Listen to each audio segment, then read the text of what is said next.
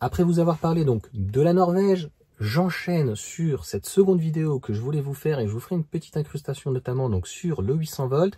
Il a été aperçu donc le semi, le camion avec donc, je ne sais pas si elle sera comme ça esthétiquement, donc la borne, mais donc une borne de 800 volts ou peut-être de 1000 volts, peu importe, donc une borne ultra rapide, mais c'est dans le titre. Je pense que le 800 volts est abandonné par Tesla. Je vous rappelle, hein, moi je me considère pas fanboy, si tu veux, j'aime la marque, c'est tout. Je ne m'en suis jamais caché. Et par contre, de véritables fanboys qui adoraient Elon Musk, qui le détestent maintenant, des gens qui te parlaient il y a 2-3 ans de la compacte et qui te disaient qu'elle va être révolutionnaire, qu'il y aurait des 800 volts ou quoi, je ne sais pas ce qui s'est passé dans la tête d'Elon Musk, des équipes de Tesla ou autres, mais il y a eu un rétropédalage.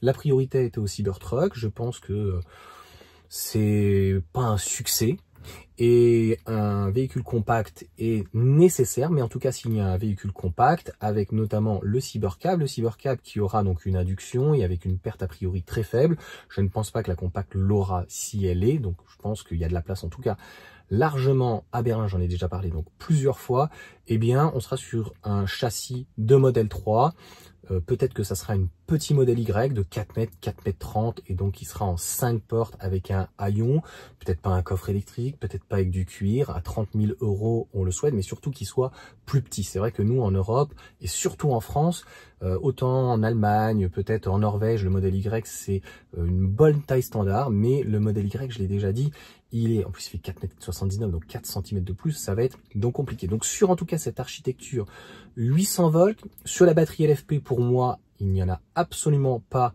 besoin. S'il y avait une compacte, une modèle 3 de toute façon, un modèle Y actuellement, c'est une batterie de 60, 62,5, une batterie de 50 kWh, de toute façon, elle se recharge en 10-80 entre 20 et 25 minutes. Spécificité sur la BYD qui peut faire entre 15, 16, 17 minutes. Donc si tu veux, tu n'as même pas le temps d'aller pisser. Donc toutes les 2 heures, tu vas pouvoir t'arrêter.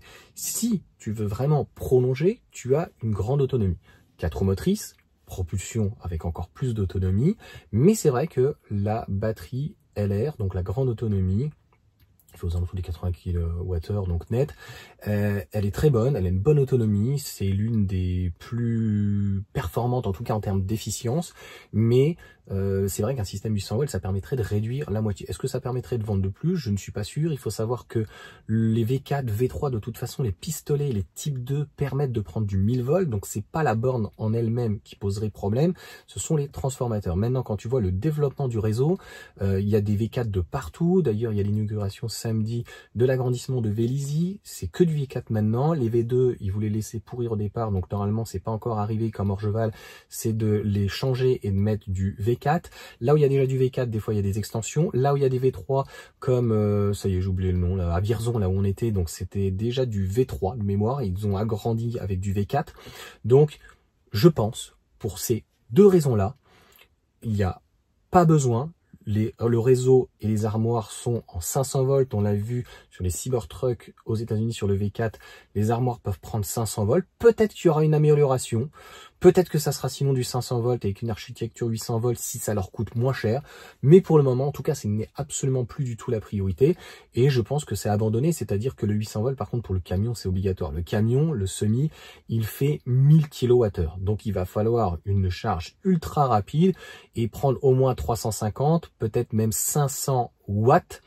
Et donc pour reprendre d'une manière assez rapidement quand même la charge donc du véhicule, enfin du camion en tout cas, ou beaucoup plus. Sur Cybertruck, la charge est pas, la capacité n'est pas si énorme, hein, je crois que c'est 123 kWh, je sais plus, donc pareil, le 46-80 n'ont pas l'air d'être une grande réussite, beaucoup de personnes s'exclamaient, etc. Moi je pense qu'il y a une réalité économique, les batteries LFP de CATL sont les meilleures, la batterie de 62,5 kWh, je pense qu'elle est excellente, et s'ils n'arrivent pas à avoir une charge plus importante, eh bien c'est qu'ils ne peuvent pas, et on est sur un véhicule abouti. La seule chose à mon sens aujourd'hui qu'il faut améliorer, c'est la courbe très certainement donc de la grande autonomie avec LG en Europe ou en Chine, et on sait qu'aux États-Unis donc c'est Panasonic. Pour le reste, s'il y avait une amélioration un petit peu donc meilleure la grande autonomie, je pense que ça se vendrait mieux. Pour autant, on le voit que la Norvège, c'est un pays donc du 4 roues motrices ou autre, donc ça se vend très bien. Il y a un argument supplémentaire par rapport à la batterie CATL, donc de la grande autonomie avec une batterie NMC, c'est donc la régénération en hiver. La batterie CATL est un petit peu plus sensible, on va dire, susceptible. Donc voilà, dès qu'il commence à faire en dessous de 10 degrés, 5 degrés, donc il y a un préchauffage qui est obligé de se faire, elle consomme un petit peu plus. Donc je trouve que il y a des deux pour faire un monde, mais la grande autonomie, c'est vrai, devrait gagner peut-être 5 minutes. C'est quelque chose peut-être qui pourra se faire éventuellement. Ben, peut-être que le 400 volts, on peut pas modifier, mais peut-être qu'au niveau de la borne ou quoi que ce soit, les superchargeurs, ça sera peut-être possible. Mais en tout cas, pour moi, le 800 volts, j'ai déjà expliqué en tout cas chez Tesla, il n'y a pas l'utilité et il y a un tel développement que je pense que Tesla ne reviendra pas à modifier les armoires des V4 et d'ailleurs je ne suis pas sûr qu'ils puissent changer les armoires des V3. Donc il n'y a pas une grosse différence de toute façon d'architecture en fait entre le V3 et le V4. Hein. Donc c'est ouvert à tous, il y a un petit LCD, il y a un cap qui est un petit peu plus long, c'est fait d'une autre manière. Mais voilà, les puissances logiquement sont les mêmes par rapport à un V2, on est sur des charges partagées, etc. Et ils sont un petit peu moins puissants parfois, même comme leur cheval, etc. Donc on prend 60 kW, 60-70 kW, ils sont bridés, hein, il y en a qui sont bridés à 125. Donc concrètement, 250 kW, ça suffit largement. Ce qu'il faut maintenant travailler, je pense, c'est au niveau du palier, du pic, de la courbe de recharge, et ça s'arrête là. Donc aller développer un réseau 800 volts, sauf pour le semi, mais même le Cybertruck au final c'est pas forcément intéressant, et les ventes du modèle S et du modèle X aujourd'hui on est sur du 100 kWh pour des batteries NMC. Moi je trouve dommage, hein, on va en parler très vite fait par exemple du modèle S ou du modèle X, je comprends pas pourquoi il pourrait baisser pratiquement de 20 à 30 000 euros en faisant une propulsion et LFP. Pourquoi il ne propose pas, je trouve, dites-moi dans les commentaires si c'est pas quelque chose qui peut être intéressant.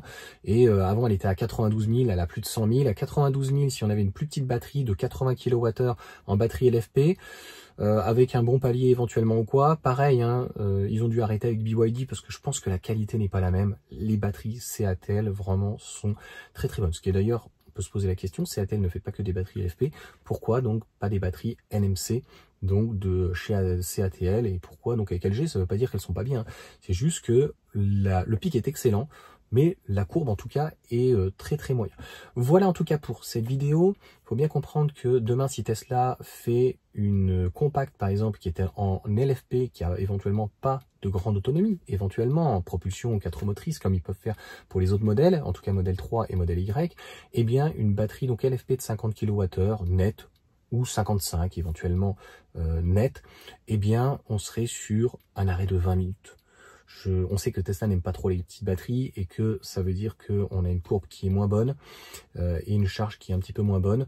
Donc pour moi en tout cas aujourd'hui sur le modèle Y avec la dernière batterie de CATL, il faudra voir, hein, de toute façon elle n'est pas encore sortie, enfin on n'en a pas vu parce que nous on a du bonus, donc il faudra voir en propulsion ce qu'elle donne, mais je pense qu'en termes de charge, en termes de puissance, en termes d'efficience, passer de 22 minutes à 14 minutes, qu'est-ce que finalement ça changerait? Je pense que le développement n'a finalement pas été prévu en Europe, et ils ont, je ne sais pas à quel moment ils se sont dit, on revoit tout ça. Je vous rappelle que la compacte était prévue, hein, une nouvelle plateforme en 800 volts. Et donc, s'ils utilisent finalement la plateforme d'un modèle 3, ceux qui disent qu'elle est vieillissante, tu sais, une plateforme, ça s'utilise pendant 20 ou 30 ans. C'est un peu comme un moteur. Après, il y a des améliorations dessus. Donc, si tu veux, le châssis de la modèle 3, qui est de 2017, 2019, je crois, en France, il est très bon, il est excellent. Donc, pour moi, la seule vraiment chose à améliorer, c'est sur la batterie de la grande autonomie. Après, propulsion, elle marche très bien, les moteurs sont très bons. Aimant permanent, je vous rappelle qu'ils avaient prévu de faire des rotors bobinés, mais pareil, au final, ça s'est passé un petit peu aux oubliettes, plus personne n'en parle. Donc, qu'est-ce qui va manquer aussi en termes d'amélioration? N'espérez pas un écran à l'avant, ils préfèrent mettre un écran à l'arrière, c'est de l'idéologie, les caméras. Donc, les améliorations, c'est très certainement des roues directrices, la suppression donc de la colonne, ça c'est des choses qui arriveront très certainement sur la prochain modèle, donc de la modèle 3. Et en fait c'est ça la force de Tesla, de faire un petit peu comme Porsche, c'est-à-dire de ne pas casser réellement les codes et d'avoir des améliorations et d'essayer constamment donc de proposer finalement des nouvelles choses pour pas plus cher. Le modèle Y a commencé à 49, il a été à 47, moi il était à 47 000, après à 45, 42, il a toujours été à 45 voire 43, et après il y a eu des remises dans les stocks à 41, et aujourd'hui on est à 45 000 euros et on a eu des améliorations au niveau des suspensions, Au niveau des sièges électriques, c'est super sympa, tu vois, que tout se fasse d'une manière électrique. On a des sièges ventilés. Donc, il y a, j'en oublie plein, bien sûr, des options, mais les gens ont tendance un petit peu à oublier assez vite, même au niveau de la puissance, au niveau de l'autonomie, on a gagné 45 km. Alors, même si c'est du théorique, du WLTP, je pense que la batterie de 62,5 kWh est très bien. Donc, dites-moi dans les commentaires, est-ce que, franchement, aujourd'hui, pour Tesla, c'est utile? Non. Et si, encore une fois, il revoit la courbe de charge, de recharge, donc de la batterie grande autonomie, eh bien, je pense que la boucle sera bouclée. Encore une fois, on voit bien en Norvège, ça n'empêche absolument pas à Tesla de se vendre, puisque si tu fais 300, 350, voire maximum 400 km en fait sur l'autoroute, eux ils sont à 110, je crois, ou c'est 120. Clairement, tu fais les 400 km, hein, 350 peut-être, ou 320, 330 avec une 4 roues motrices, ça te suffit largement. Et tu t'arrêtes en fait 25 à 30 minutes, voire 32 minutes. Mais je peux te le dire, ça passe très très vite, on se rend pas compte. Mais s'arrêter toutes les 3 heures, 25 minutes, je pense que c'est pas la mer à boire. Donc Tesla, j'ai l'impression, a privilégié finalement du 400 volts et plus de stèles. On le voit bien, ça fait que se développer, que finalement comme Unity avec 6 stèles. Et ça se fait bien. Franchement, ça se fait bien. Pour moi, mis à part quelques petits endroits à côté de Verdun, ça y est, j'ai oublié le nom complètement, où il y a que 6 stèles, tu vois, les petits endroits, il y a 6-8 stèles, c'est un peu juste. Même à Vélizy, où ils ont agrandi. Paris 2, je pense qu'il y aurait besoin aussi de l'agrandir. Quand tu vois Vierzon, par exemple, je sais plus, par Reims, là où je vous ai montré plein d'endroits, t'as entre 20 et 40 stèles. Donc, je pense même, pour Tesla, maintenant, ça y est, ils ont mis des stacks, etc. Vous avez bien vu, notamment Vierzon, mais plein d'autres. Il y a un business à se faire. Franchement, t'installes à côté une baraque à frites et tout en plein été, mais tu vas te gaver parce qu'en fait, tu as un afflux, un trafic de véhicules, c'est juste impressionnant. Et puis en plus en plus de véhicules hors Tesla. Donc pour eux, de toute façon, ils sont bénéficiaires. Donc le retour sur investissement est très très très rapide. Voilà pour cette vidéo en tout cas, j'espère qu'elle vous aura plu. N'hésitez pas à mettre un petit commentaire, à pousser, à la partager et puis donc à vous abonner s'il y a d'autres informations. Je vois que Mathieu vient de m'envoyer un message, peut-être avec des nouvelles informations. N'hésitez pas toujours à m'envoyer des infos. C'est toujours agréable donc de pouvoir les recevoir. Et sur ce, ciao à tous.